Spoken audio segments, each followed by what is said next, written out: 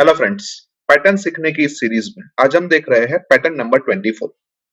तो उसके लिए सबसे पहले हम CLR SCR लिख देते हैं ताकि हमें कोई प्रीवियस आउटपुट दिखाई ना दे, और लास्ट में हम गेट CH लिख देते हैं। अभी पैटर्न को हम ध्यान से देखें तो पैटर्न के अंदर टोटल 5 रोज है और हर एक रो के अंदर हमें different number of star print करवाने हैं।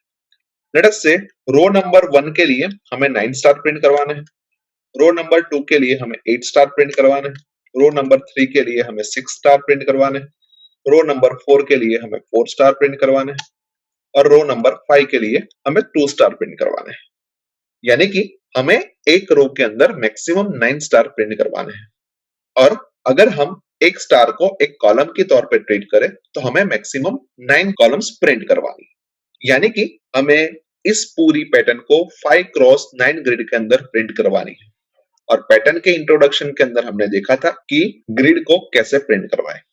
तो उसके लिए सबसे पहले हम एक फॉर लूप ले लेते हैं और उस फॉर लूप के अंदर हम मैसेज के तौर पे लिखते हैं कि i is equals to 1, i less than और इक्वल्स टू 5 और i प्लस प्लस, जहां पे i और कुछ नहीं लेकिन रो की वैल्यू को रिप्रेजेंट कर रहा है। सेम वे उसके बाद मैं एक और फॉर लूप ले लेता हूं और उस फॉर लूप के अंदर मैं मैसेज के तौर पे लिखता हूं कि j is equals to 1, j less than और इक्वल्स टू 9 और j प्लस प्लस, जहां पे j और कुछ नहीं लेकिन कॉलम की वैल्यू रिप्रेजेंट कर रहा है। अभी j वाले फॉर लूप के अंदर मैं एक प्रिंटफ स्टेटमेंट लिखता हूं और उस प्रिंटफ स्टेटमेंट की मदद से मैं स्टार को प्रिंट करवाता हूं। यानी कि जब i की वैल्यू 1 होगी उस वक्त j का लूप 9 टाइम एग्जीक्यूट होगा और वो हमें 9 स्टार प्रिंट करके देगा। और फर्स्ट रो के अंदर 9 स्टार प्रिंट हो जाए उसके बाद हमें हमारे कंट्रोल को नई लाइन में ले जाना पड़ेगा। तो लेट्स से हम उसके लिए एक और प्रिंटफ स्टेटमेंट लिख देते हैं और उस प्रिंटफ स्टेटमेंट के अंदर हम लिखते हैं कि /n, यानी कि इस प्रिंटफ स्टेटमेंट की मदद से हमारा कंट्रोल नई लाइन में आ जाएगा। यानी कि जब i की वैल्यू 2 होगी उस वक्त फिर से j का लूप 9 टाइम एग्जीक्यूट होगा और फिर से 9 स्टार प्रिंट होके मिलेंगे, लेकिन वो 9 स्टार सेकेंड रो के अंदर प्रिंट होके मिलेगा। अभी i का लूप 5 टाइम एग्जीक्यूट होने की वजह से ये पूरा जो स्ट्रक्चर हमने लिखा है वो हमें 5 क्रॉस 9 ग्रिड के अंदर स्टार प्रिंट करके देगा। नाउ फॉर लूप के अंदर जो i और j नाम के वेरिएबल का हमने यूज किया है उसको हम ऊपर डिक्लेयर कर देते हैं, let us say integer i as well as j, and then program को एक बार टेस्ट कर देते हैं। तो हमें 5 क्रॉस 9 ग्रिड के अंदर स्टार प्रिंट होके मिल रहे हैं, जो कि परफेक्टली सही है, पर हमें सभी जगह पे स्टार प्रिंट नहीं करवाने हैं, तो इसी वजह से हमें पैटर्न को फिर से एक बार एनालाइज करना पड़ेगा। अभी हमने देखा कि रो की वैल्यू हम i से रिप्रेजेंट कर रहे हैं और कॉलम की वैल्यू हम j से रिप्रेजेंट कर रहे हैं। और अगर हम पर्टिकुलर i को ध्यान से देखें तो उसकी कुछ j की वैल्यू के लिए हमें स्टार प्रिंट करवाना है और कुछ j की वैल्यू के लिए हमें स्पेस प्रिंट करवानी है। तो लेट अस से हम यहाँ पे आइडेंटिफाई कर लेते हैं कि कौन सी j की वैल्यू के लिए हमें स्टार प्रिंट करवाना है और कौन सी j की वैल्यू के लिए हमें स्पेस प्रिंट करवानी है। तो जब i इक्वल्स टू 1 हो उस वक्त j की वैल्यू 1, 2, 3, 4, 5, 6, 7, 8 और 9 के लिए हमें स्टार प्रिंट करवाना है, अदरवाइज हमें स्पेस प्रिंट करवानी है। i की वैल्यू 2 हो उस वक्त j की वैल्यू 1, 2, 3, 4, 6, 7, 8 और 9 के लिए हमें स्टार प्रिंट करवाना है, अदरवाइज हमें स्पेस प्रिंट करवानी है। i की वैल्यू 3 हो उस वक्त j की वैल्यू 1, 2, 3, 7, 8 और 9 के लिए हमें स्टार प्रिंट करवाना है, अदरवाइज हमें स्पेस प्रिंट करवानी है।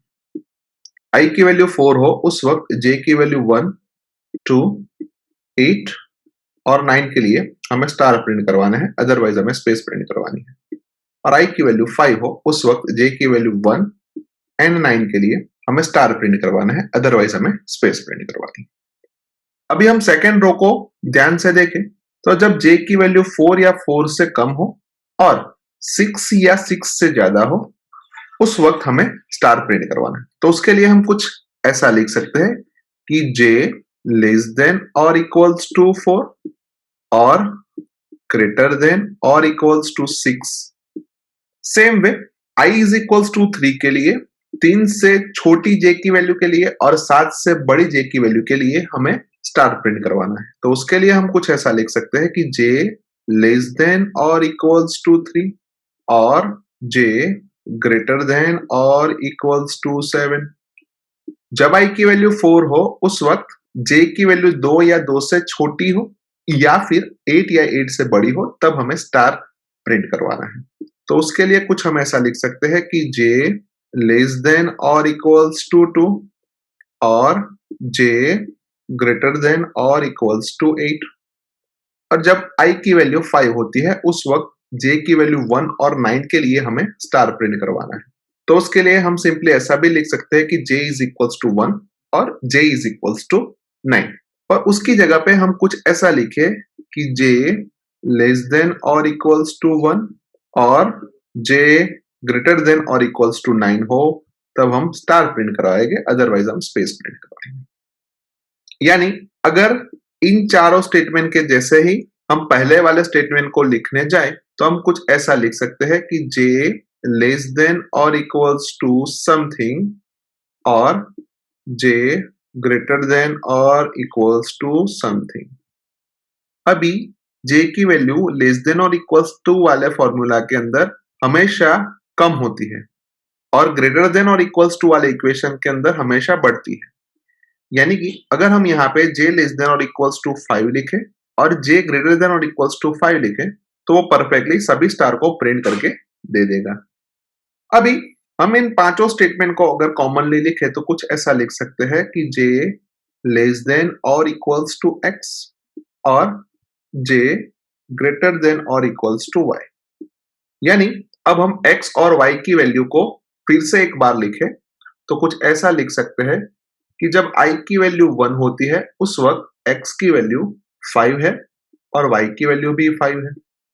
i की वैल्यू 2 होती है उस वक्त x की वैल्यू 4 हो जाती है और y की वैल्यू 6 हो जाती है। i की वैल्यू 3 होती है उस वक्त x की वैल्यू 3 एंड y की वैल्यू 7 हो जाती है। i की वैल्यू 4 हो तब x की वैल्यू 2 एंड y की वैल्यू 8 हो जाती है एंड i की वैल्यू 5 हो उस वक्त x की वैल्यू 1 और y की वैल्यू 9 हो जाती है। अभी हम i और x का एडिशन करें तो पहले केस में वो 1 प्लस 5 6 होगा, सेकेंड केस में वो 2 प्लस 4 6 होगा, थर्ड केस में वो 3 प्लस 3 6 होगा, फोर्थ केस में वो 4 प्लस 2 6 होगा और फिफ्थ केस में वो 5 प्लस 1 6 होगा। यानी कि हम सिंपली ऐसा लिख सकते हैं कि i और x का एडिशन हमेशा 6 होता है। यानी कि हम x की वैल्यू डिराइव करें तो x की वैल्यू हमेशा 6 माइनस i के बराबर होती है। सेम वे हम y और i का सब्ट्रैक्शन करें तो 5 माइनस 1 हम 4 होता है, सेकेंड केस में 6 माइनस 2 वो भी 4 होता है, थर्ड केस में 7 माइनस 3 वो भी 4 होता है, फोर्थ केस में 8 माइनस 4 4 होता है और फिफ्थ केस में 9 माइनस 5 वो भी 4 होता है। यानी कि हम ऐसा कह सकते हैं कि y माइनस i हमेशा 4 होता है। यानी उसके ऊपर से हम y की वैल्यू को डिराइव करें तो y की वैल्यू हमेशा 4 प्लस i होती है। सो अभी जो हमने इक्वेशन बनाया था उसके अंदर हम x और y की वैल्यू पुट अप करें तो कुछ इक्वेशन ऐसा बन जाएगा कि j लेस देन और इक्वल्स टू 6 माइनस i और j ग्रेटर देन और इक्वल्स टू 4 प्लस i। अभी हमने प्रोग्राम के अंदर दो फॉर लूप लिए थे जिसमें से पहला फॉर लूप i यानी कि रो के लिए था और दूसरा फॉर लूप j यानी कि कॉलम के लिए था और दूसरे फॉर लूप के अंदर हमने एक प्रिंटफ स्टेटमेंट लिखा था जिस प्रिंटफ स्टेटमेंट के अंदर हमने स्टार को प्रिंट करवाया था। यानी कि ये पूरा स्ट्रक्चर हमें 5 क्रॉस 9 ग्रिड के अंदर स्टार प्रिंट करके दे रहा था। लेकिन अभी हमने देखा कि सर्टेन वैल्यू मैच हो तभी हमें स्टार को प्रिंट करवाना है, अदरवाइज हमें स्पेस को प्रिंट करवाना है। यानी कि ये प्रिंटफ स्टेटमेंट हमने जो लिखा है उसको हम इफ एल्स ब्लॉक के बीच में लिख दें और इफ की कंडीशन के तौर पे अभी जो कंडीशन आइडेंटिफाई की वही लिख दें, as well as else block के अंदर हम स्पेस को प्रिंट करवा दे तो हमें हमारी डिजायर पैटर्न मिल सकती है। तो लेट अस से उसको भी एक बार हम चेक कर लेते हैं। सो अभी हमने देखा कि दूसरे फॉर लूप यानी कि जे वाले फॉर लूप के अंदर जो प्रिंटफ स्टेटमेंट लिखा है उस प्रिंटफ स्टेटमेंट को हमें इफ एल्स ब्लॉक के बीच में लिखना है और इफ की कंडीशन के तौर पे हमें लिखना है कि जे लेस देन और इक्वल्स टू 6 माइनस आई और जे ग्रेटर देन और इक्वल्स टू 4 प्लस आई। उसके अलावा जो एल्स ब्लॉक हमने लिखा है उस एल्स ब्लॉक के अंदर हम एक और प्रिंटफ स्टेटमेंट लिखते हैं और उस प्रिंटफ स्टेटमेंट के अंदर हम स्पेस को प्रिंट करवाते हैं। अभी j लेस देन और इक्वल्स टू 9 की जगह पे हम j लेस देन और इक्वल्स टू 2 इंटू 5 माइनस 1 लिखे तो भी कोई फर्क नहीं पड़ता। सेम वे हम इफ एल्स ब्लॉक की कंडीशन के अंदर j लेस देन और इक्वल्स टू 6 माइनस i की जगह पे j लेस देन और equals to 5 plus 1 minus i लिखे तो भी कोई फर्क नहीं पड़ता। एंड j ग्रेटर देन और इक्वल्स टू 4 प्लस i की जगह पे j ग्रेटर देन और equals to 5 minus 1 plus i लिखे तो भी कोई फर्क नहीं पड़ता। सो लेट अस से अब हम प्रोग्राम को एक बार टेस्ट कर लेते हैं। तो हमें हमारी डिजायर पैटर्न 5 रोज के लिए मिल जाती है जो कि परफेक्टली सही है। अभी इसी पैटर्न को अगर हमें n रोज के लिए प्रिंट करवाना हो तो सबसे पहले हम एक इंटीजर वेरिएबल n को डिक्लेयर करेंगे और उस n की वैल्यू हम यूजर के पास से स्कैनफ स्टेटमेंट की मदद से लेंगे और स्कैनफ स्टेटमेंट के अंदर हम मैसेज के तौर पे लिखेंगे कि %d address of n as well as scanf के ऊपर हम एक प्रिंटफ स्टेटमेंट लिखेंगे और उस प्रिंटफ स्टेटमेंट के अंदर हम मैसेज के तौर पे लिखेंगे कि एंटर n। उसके अलावा जो दोनों फॉर लूप हमने लिखे हैं उसको भी हमें n रोज के लिए कन्वर्ट करना पड़ेगा। तो उसके अंदर हम लिखते हैं कि i लेस देन और इक्वल्स टू 5 की जगह पे i लेस देन और equals to n, j less than और इक्वल्स टू 2 इंटू 5 माइनस 1 की जगह पे j लेस देन और equals to 2 into n minus 1, j less than और equals to 5 plus 1 minus i की जगह पे j लेस देन और equals to n plus 1 minus i and j greater than और equals to 5 minus i plus 1 की जगह पे j greater than और equals to n minus i plus 1 लिख दे तो हमें हमारी डिजाइन पैटर्न मिलनी चाहिए। तो लेट अस से इसको भी हम एक बार टेस्ट कर देते हैं। तो अभी मैं यहाँ पे n की वैल्यू 5 इंसर्ट कर रहा हूं तो हमें हमारी डिजायर पैटर्न 5 रोज के लिए मिल रही है जो कि परफेक्टली सही है। एक और बार प्रोग्राम को टेस्ट करते हैं जहां पे मैं n की वैल्यू 18 इंसर्ट कर रहा हूं तो हमें हमारी डिजायर पैटर्न 18 रोज के लिए मिल रही है जो कि परफेक्टली सही है। यानी कि हम ऐसा कह सकते हैं कि इस प्रोग्राम के थ्रू हम पैटर्न नंबर 24 को n रोज के लिए इजीली प्रिंट करवा सकते हैं। सो आई होप कि आपको इस प्रोग्राम के अंदर अच्छी तरीके से समझ आ चुकी होगी। आज के वीडियो में बस इतना ही। नेक्स्ट वीडियो में फिर से मिलेंगे। Thank you very much.